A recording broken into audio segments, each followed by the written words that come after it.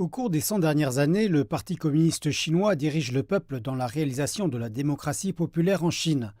Le statut du peuple en tant que maître du pays est au cœur de la démocratie populaire chinoise. Selon M. Picard, la démocratie est un phénomène concret qui est en constante évolution.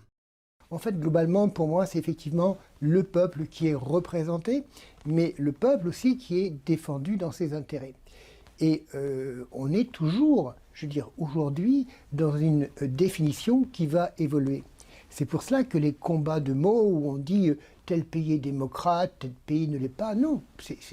Il y a d'autres critères fondamentaux qui sont notamment, effectivement, l'expression du peuple, mais pas uniquement, mais c'est le bien-être du peuple.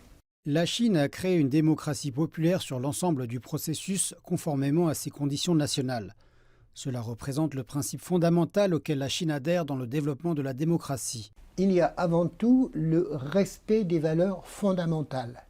Quand j'entends respecter le corps humain, l'enfant, l'adolescent, les personnes âgées, et donc de façon à ce que les gens aient finalement un cadre de vie, un logement, de la nourriture, des soins, pour justement une éducation également, bien sûr, et un métier, allons-y, pour bien vivre.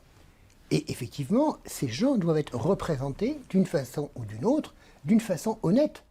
La démocratie dans un pays ne doit pas être un concept imposé de l'extérieur.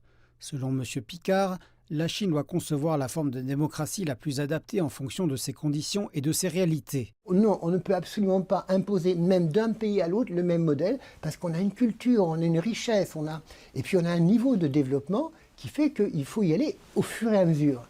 Autrement dit, par exemple, si vous avez une population qui est complètement, je dirais, appauvrie, qui n'a pas d'éducation, dans quelle mesure cette population ne va pas être manipulée par, je dirais, les bulletins de vote et voter, pas pour n'importe qui, il y aura toujours une personne, disons pour une personne qui ne fera pas le bon choix pour le peuple. La démocratie, c'est le peuple, et puis surtout, il faut la règle, en fait.